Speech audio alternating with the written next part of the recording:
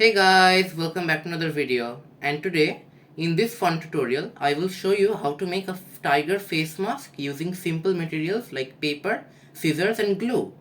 This easy craft is perfect for school projects, fancy dress events or a fun jungle themed activity at home.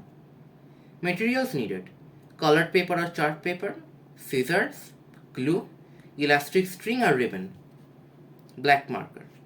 This step-by-step mask craft is great for kids and beginners. Let your creativity roar with this adorable tiger mask.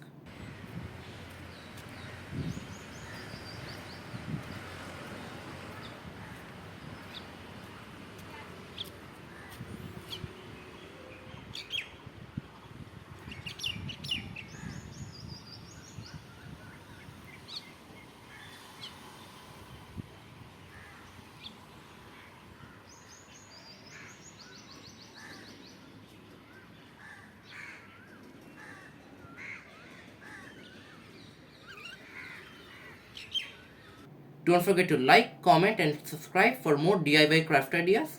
And also don't forget to follow our Facebook page. Stay creative and bye!